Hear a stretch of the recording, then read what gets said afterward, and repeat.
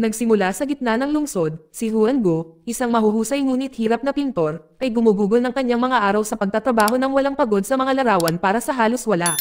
Sa kabila ng kanyang husay, tila hindi niya matatakasan ang ikot ng kahirapan.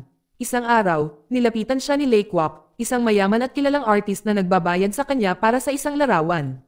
Ngunit sa lalong madaling panahon nalaman ni Huan Go na hindi lang ito isang beses na komisyon. Siya ay nagpinta sa ilalim ng pangalan ni Lei Kwok. Kahit na ang mga painting ni Huan Go ay nagdadala ng malaking halaga, si Lei Kwok ay nag-aalok lamang sa kanya ng isang maliit na bahagi ng mga kita, na sinasabing ang kanyang katanyagan, hindi ang kanyang likhang sining. Dahil sa pagkabigo, tinapos ni Huan Go ang kanyang trabaho para sa araw na ito at nakita niya ang kanyang luma na kotse na sira sa gilid ng kalsada. Sa huli, napilitan siyang maglakad pa uwi. Pagdating ni Huan Go sa kanyang sira-sirang apartment na ibinahagi sa iba pang nahihirapang artist, ang kanyang landlord, na inis at naiinip, ay pinagalitan siya dahil sa pagkahuli ng 2 buwan sa upa. Sa kanyang huling piraso ng pera, ibinigay ni Huan Go ang upa, naramdaman ng bigat ng kanyang hindi natutupad na mga pangarap na pumipilit sa kanya. Sa paglipas ng panahon, nag-cross ang landas ni Huan Go kay Zhao ang may-ari ng isang lokal na art gallery. Si Huan Go, na may pag-asa, ay inalok ang kanyang mga painting, ngunit mabilis siyang pinatigil ni Zhao. Ibinasura niya ang gawa ni Huan Go, na binanggit ang mababang bayad na inaalok at sa katotohanan na ang kanyang mga painting ay hindi kailanman nabenta ng maayos. Mapanuksong tinawag ni Zhao si Huan Go na isang walang talentong pintor, na binansagan ang kanyang gawa na hindi kaakit-akit at hindi karapat-dapat na ipakita. Sa halip ay pinuri ni Zhao ang mga gawa ng sikat na si Lei Kwok, na tinawag silang mga obra maestra para sa kanilang makatutuhan ng paglalarawan sa mundo. Walang ideya si Zhao na ang mga painting na hinahangaan niya ay talagang nilikha ni Huan Go. Ngunit si Huan Go, na ayaw na malagay sa panganib ang kanyang koneksyon sa negosyo kay Lei Kwok, ay nananatiling tahimik, hinahayaan ang kasinungalingan na ito. Nang maglaon, namagitan si Huan Go nang sinimulan ng 2 magnanakaw ang panggigipit sa isang bulag na masahista na nagngangalang Xiaoying. Pagkatapos ng paghaharap, niyaya niya itong bumalik sa kanyang apartment. Si Xiaoying, na walang kamalayan sa katotohanan, ay naniniwala na si Huan Go ang lumaban sa mga tulisan. Ang katotohanan ay si Huan Go ang tumanggap ng pambubugbog, na iniwan siyang bagbog. Itinatago niya ang sakit kay Xiaoying, ayaw niyang mag-alala ito, ngunit ang pagsisikap ay nagpapalalim lamang sa kanyang pagkabigo. Kinabukasan, sinurpresa ni Huan Go si Xiaoying ng isang pares ng high heels na matagal na niyang pinapangarap. Maliit na kilos lang iyon, ngunit sapat na iyon para lumiwanag ang kanyang mukha nang magbahagi sila ng tahimik na romantikong sandali. Ang kanilang sandali ay nabasag ng bigla ang pagpasok ni Meng Fa, ang kasama sa kwarto at kapwa-artist ni Huan Go. Pagkatapos umalis si Xiaoying, sina Huan Go at Meng Fa ay magkasama para sa isang pag-uusap sa gabi na nagpapakita ng kanilang magkakaibang mga pangarap. Si Huan Go, na puno ng tahimik na ambisyon, ay nagnanais na maging isang kilalang artist sa buong mundo. Si Meng Fa, sa kabilang banda, ay hinihimok ng pagnanais para yumaman, handang ibenta ang kanyang kaluluwa para sa tagumpay.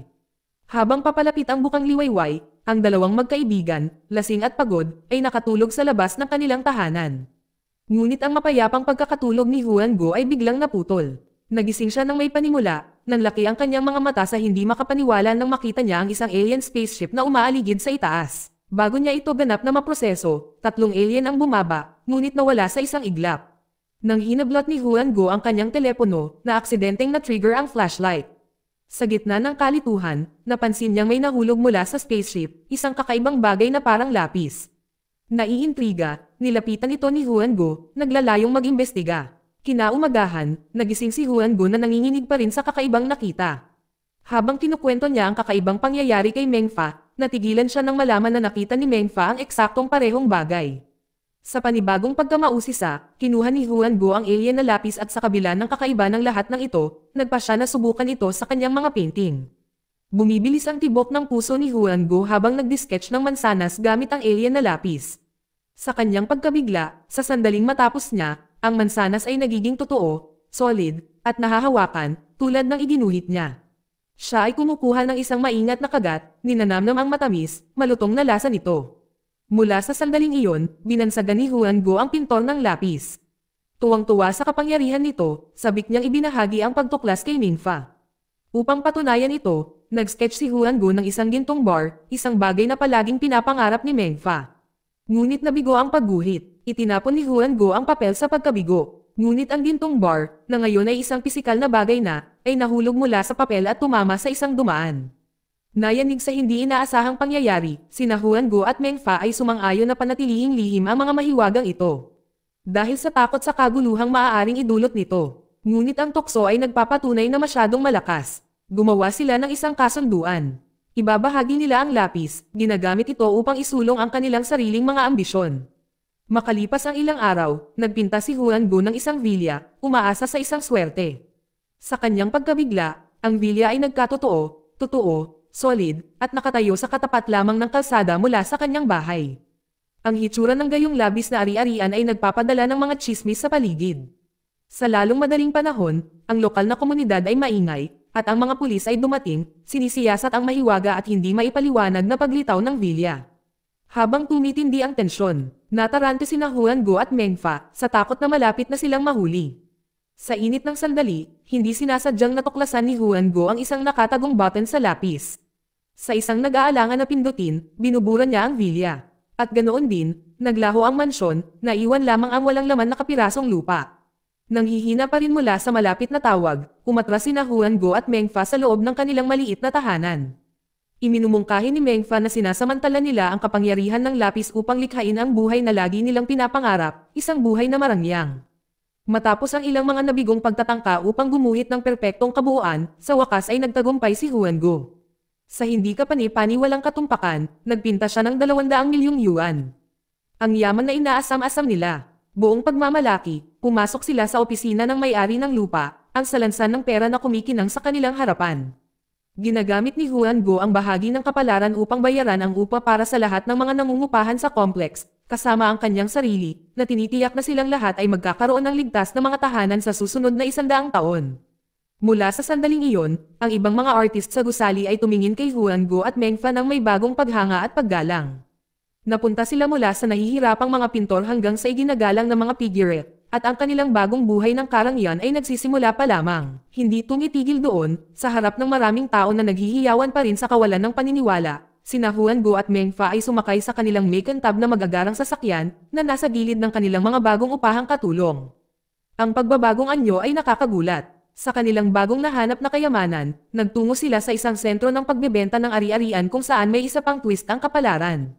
Doon ay hindi inaasahang nakasalubong nila si Lei Kwok, ang kilalang pintor na minsan nang itinakwil si Huan Go.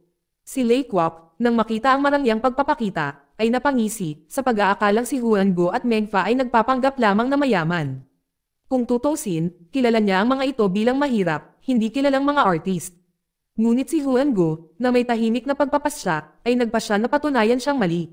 Siya at si Meng Fa ay casual na pumasok sa opisina ng pagbebenta at bumili ng hindi isa kundi 2 magarang vilya, bawat isa ay may malalawak na hardin.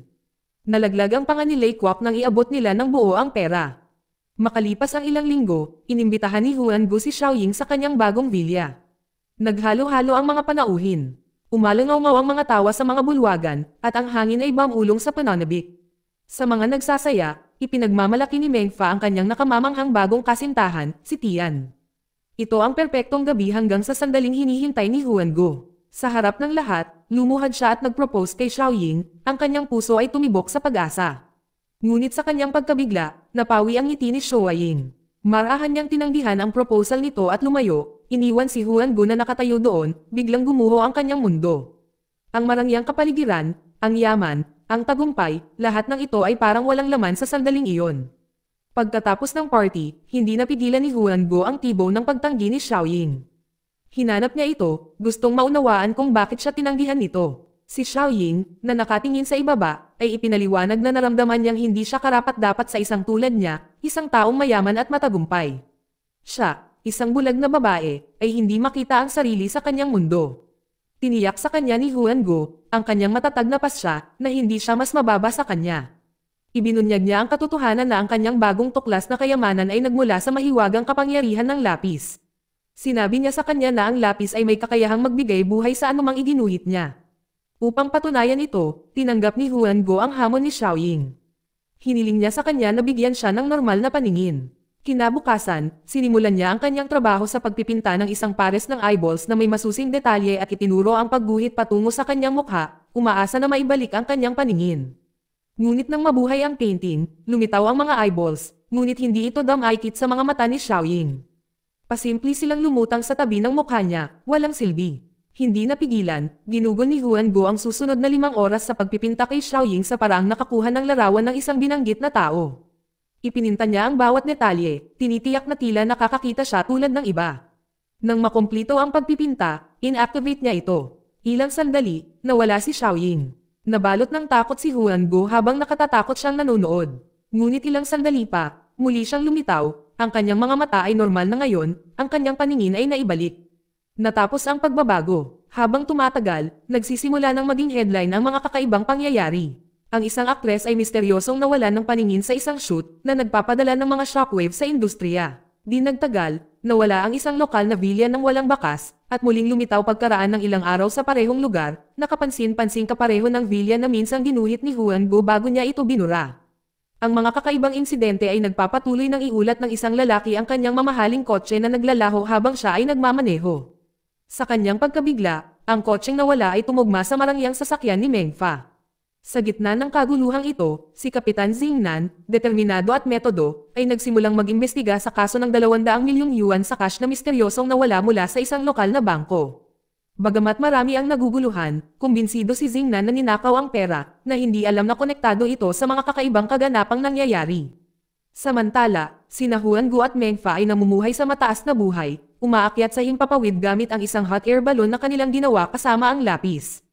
Ang kilig ng kanilang bagong kayamanan at kapangyarihan ay tila hindi mapigilan. Pagkalipas ng ilang araw, gumawa ng madiskarteng hakbang si Huan Go, na nag-aalok kay Zhao ang may-ari ng lokal na art gallery, ng 5 milyong won para maging kanyang assistant. Sa kadalubhasaan ni Zhao pinaplano ni Huan Go na mag-organisa ng isang engranding eksibisyon ng sining, umaasa na patatagin ang kanyang lugar sa mundo ng sining. Sa kabilang banda, galit na galit si Lei Kwok ang taong minsan niyang ibinasura bilang isang struggling artist. Huan Go ay naging isang makapangyarihang conglomerate. Ang mabilis na pagbabago sa kayamanan ni Huan Go ay naguguluhan si Lei Kwok, lalo na dahil sa nakalipas na mga paghihirap sa pananalapi ng mga artist at maliit na kita mula sa kanyang mga painting. Hindi makapaniwala sa biglaang pagbabago, nakipag-ugnayan si Lei Kwok kay Kapitan Xingnan, na pinaghihinalaan na maaaring si Huan Go ang nasa likod ng misteryosong pagkawala ng 200 milyong won mula sa bangko. Lumipas ang mga araw at sa wakas ay naganap ang pinakaabangang eksibisyon ng sining. Sa mga dumalo, si Xingnan, na nagkukubli at nagpapanggap bilang isang casual na panauhin, ay nakipag-usap kay Huan Go, na nakabalat kayo. Pinag-usapan nila ang mga painting kasama si Xingnan na maingat na pinagmamasdan ang mga reaksyon ni Huan Go.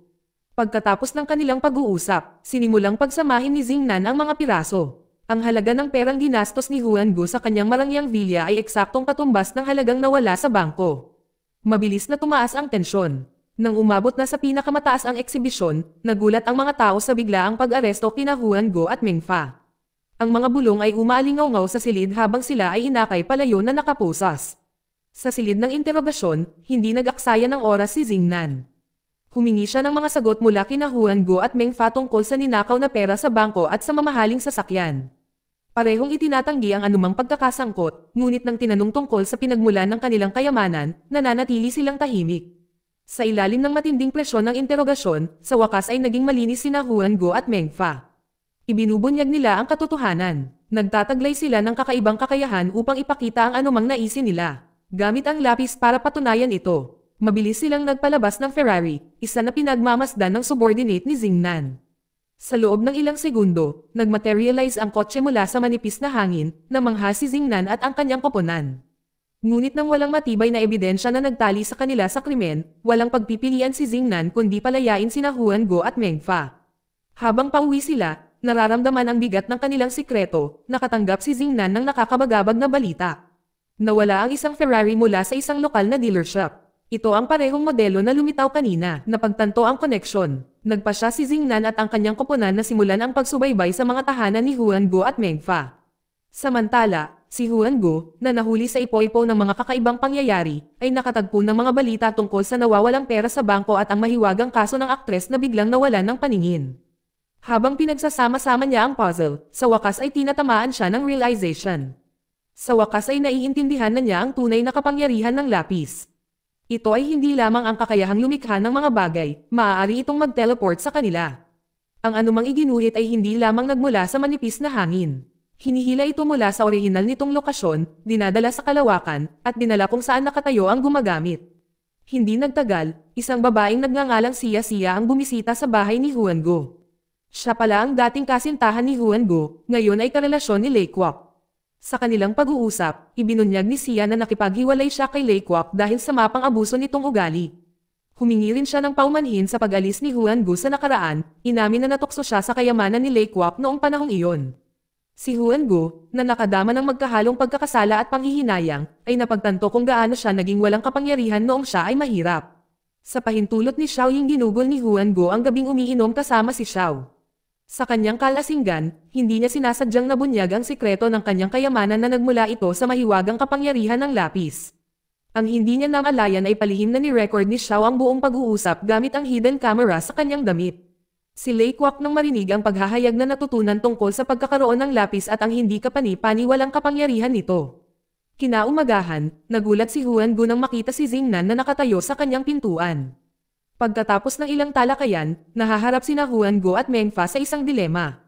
Kung ibibigay nila ang lapis sa pulisya, mawawala ang lahat ng kanilang kayamanan at babalik sa dati nilang kahirapan. Ngunit kung iingatan nila ito, sila ay masasabing mga kriminal dahil sa pagnanakaw sa iba. Sa huli, dahil sa moralidad, nagpasya sina Huanggo at Mengfa na isuko ang lapis kay Xingnan. Tiniyak sa kanila ni Xingnan na hindi sila haharap sa mga legal na kahihinatnan dahil ang sitwasyon ay kinasasangkutan ng mga elemento na hindi kayang tugunan ng kasalukuyang mga batas.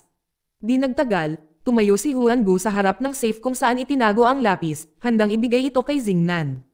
Ngunit sa pagbukas niya ng safe, isang pagkabigla ang bumungad sa kanya. Wala na ang lapis. Sa kanyang lasing na ulap, hindi niya napansin na si Lei Kwok, na sinamantala ang pagkakataon, ay ninakaw ang lapis at nawala kasama si Xiao.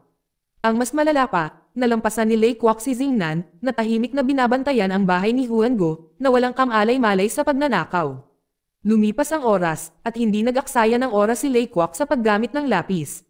Malaki ang kanyang mga ambisyon, at ngayon, sa kapangyarihan ng lapis, kaya niyang hubugin ang mundo ayon sa gusto niya.